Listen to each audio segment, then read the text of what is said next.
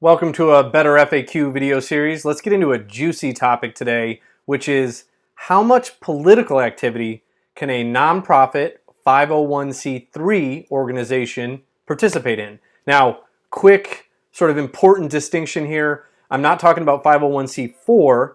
I'm not talking about 501c6. I'm talking about 501c3. Those are the main three types of different nonprofit organizations. 501c4 and 501c6 tend to have relaxed limitations on the type of political activity that they can do. A 501c3, on the other hand, is traditionally and still is a scientific, charitable, or public purpose organization, meaning that political purpose, not in there, not allowed. So, that doesn't mean that you are totally banned from any type of political commentary, any type of political sort of approach or goal or purpose. What it does mean, however, is that as a 501c3 organization, you are not allowed to directly, and in many cases indirectly as well, participate or speak on behalf of or in support of or against a specific political candidate. And a lot of the times that also means a specific political measure, ballot measure, policy, things like that. And of course, with anything in the law, direct and indirect, confusing, it depends, it needs to be reasonable, blah, blah, blah. Let's try to break it down a little bit. So there are certainly going to be nuances, and I always recommend if you are sort of walking a fine line with your 501c3 organization, reach out to an attorney that's versed in this.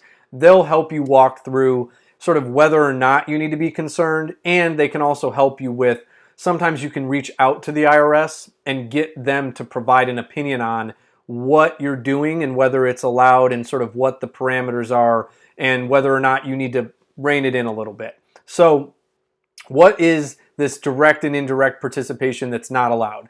Well, you absolutely cannot contribute to political campaigns, candidates, policies, things like that with the organization's funds. That's very much direct. You cannot speak on behalf and in support of specific candidates as an organization. You cannot then also do the same for ballot measures and policies.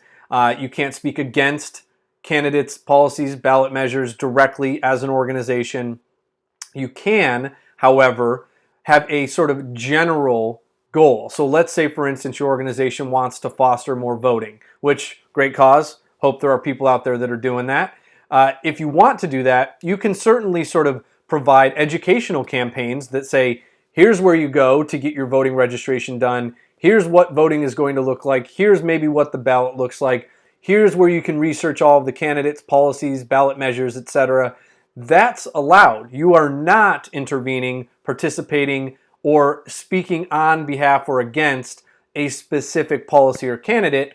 You are more so encouraging political involvement. You're encouraging voting engagement. And that is allowed because it is not biased one way or another. That's really what this comes down to is, are you speaking out about or against a specific party, person, policy, measure? Because that is where the line is drawn by the IRS for 501c3s. You can do all types of awareness campaigns about all of the candidates in your jurisdiction, so long as there is no bias in that material. So this is where it gets a little bit more nuanced. You can't put out a bunch of information about the upcoming presidential election. I'm recording this in July 2020. So I can't, as a nonprofit organization that wants to encourage people to vote, put out information on both Trump and Biden, but all of them make Trump look like a devil and all of them make Biden look like an angel. And whether or not you agree with that or think that that is true, I'm not even going to get into that in this video, but you cannot include your bias in the materials you're giving if it is supposed to be a general sort of awareness campaign or encouragement for people to get more involved.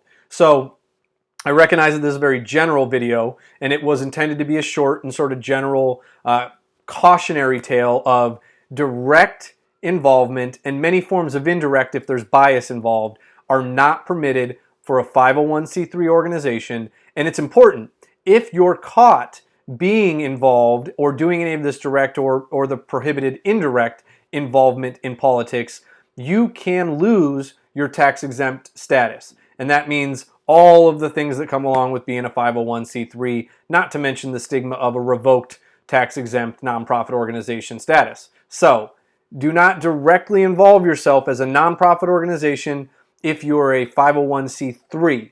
501c4s and 501c6, different rules, can be much more involved, and that's why you see some of the super PACs and things like that are one of the 501c4 or c6, and business leagues tend to be a 501c6, and they tend to support candidates that are pro-business or pro their type of business.